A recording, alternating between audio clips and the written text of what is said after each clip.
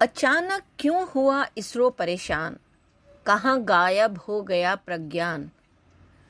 चांद पर होने वाली है रात। 14-15 दिनों के लिए सुला दिए गए हैं विक्रम और प्रज्ञान। पर रात पर क्यों नहीं घूम सकता रोवर? अंधेरा हुआ तो फिर क्या होगा? अगर रोवर की नींद नहीं खुली तो? ये कई सवाल हमारे जहन में उठ रहे हैं।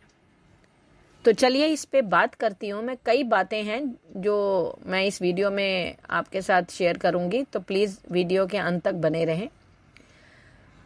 देखो, चांद की सतह पर तकरीबन 2 सप्ताह भ्रमण करने के बाद अब प्रज्ञान रोवर विक्रम लैंडर के भीतर जाकर स्लीपिंग मोड में चला गया है। इसरो ने एक्स पर ताज़ा अपडेट किया है कि चंद्रयान 3 मिशन के रोवर प्रज्ञान ने पहले चरण में अपना काम पूरा कर लिया है। अब रोवर को सुरक्षित रूप से विक्रम के भीतर चला गया है और उसको स्लीपिंग मोड में डाल दिया गया है। इस वक्त विक्रम और रोवर चांद की सतह पर आराम कर रहे हैं। इसरो ने आगे कहा कि अभी चांद पर शाम का वक्त हो गया है और सूर्य के छिपने के बाद कल यानी कि धरती के समय से वो रात शुरू हो जाएगी। चांद पर एक रात धरती के 14 दिनों के बराबर होती है।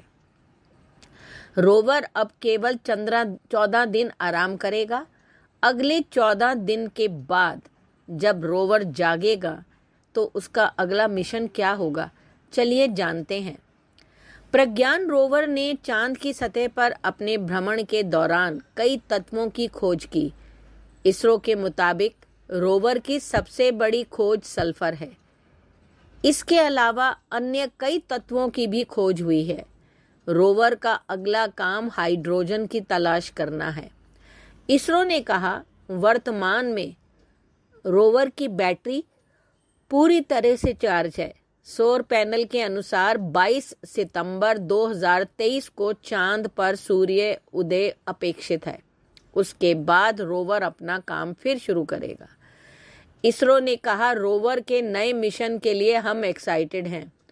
उम्मीद है कि यह हमेशा भारत के चंद्र राजदूत के रूप में वहीं रहेगा।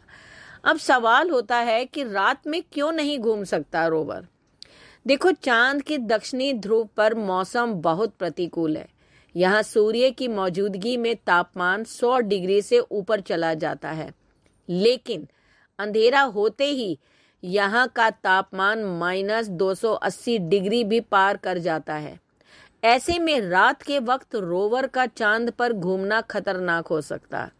इतनी भयानक ठंड में रोवर की मशीनें काम करना बंद कर सकती हैं। इसलिए इसरो ने रात पर चांद शुरू होने से पहले ही रोवर को विक्रम के भीतर स्लीपिंग मोड में डाल दिया है। गौर मतलब है कि 26 किलोग्राम और 6 पहियों वाला प्रज्ञान रोवर सौर ऊर्जा से संचालित है। सूर्य की रोशनी में यह चार्ज होता है और दिन के वक्त अपना काम बखूबी रूप से यह कर रहा था। रात होने के बाद बैटरी डिस्चार्ज होने का भी खतरा है। इसलिए बैटरी चार्ज करके रोवर को विक्रम के भीतर भेज दिया गया है। इसरो ने कहा कि APXS और LIBS पेलोड को बंद कर दिया गया है और इन पेलोड से डेटा लैंडर विक्रम के माध्यम से पृथ्वी पर प्रेषित किया जाता है।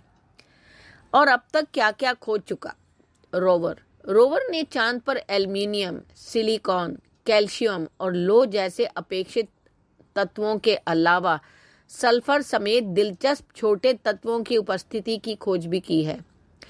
रोवर पर लगे लेजर इंड्यूस्ड ब्रेकडाउन स्पेक्ट्रोस्कोप यानी LIBS उपकरण ने 2 बार सल्फर की मौजूदगी की पुष्टि भी की है। अब रोवर का अगला मिशन हाइड्रोजन समेत अन्य महत्वपूर्ण तत्वों की खोज करना है।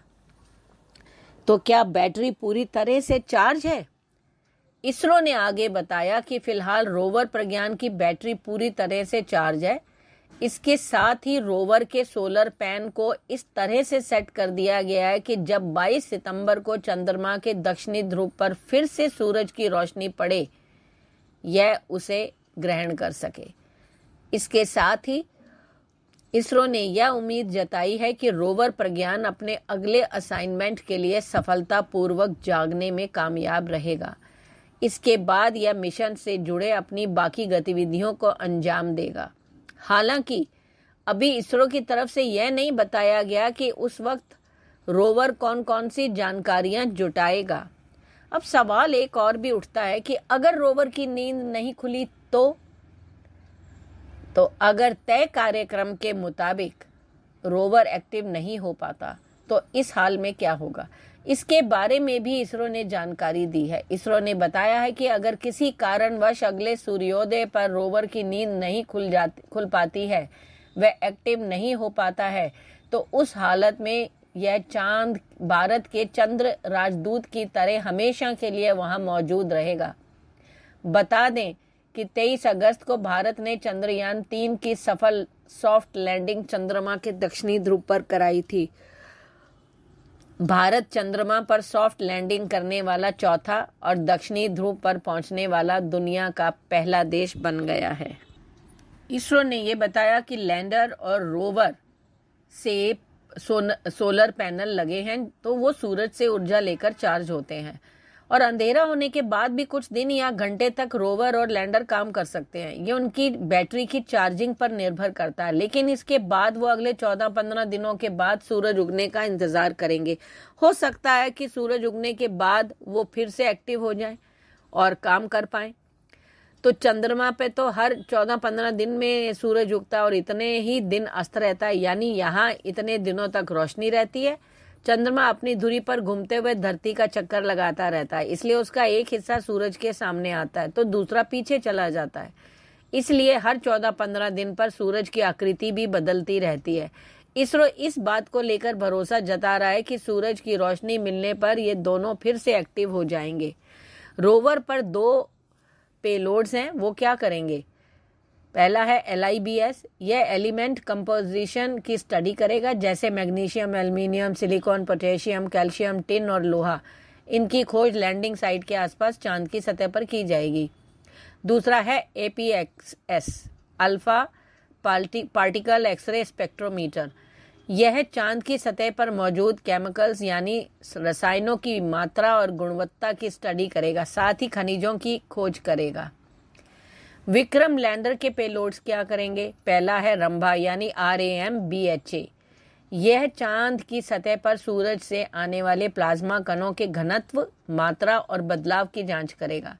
दूसरा है चेस्ते, यह चांद की सतह की गर्मी यानी तापमान की जांच करेगा। फिर है इल्सा, यह लैंडिंग साइट के आसपास भूकंपीय गतिविधियों की जांच करेगा।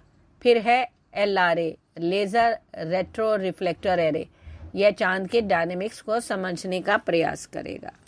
धन्यवाद।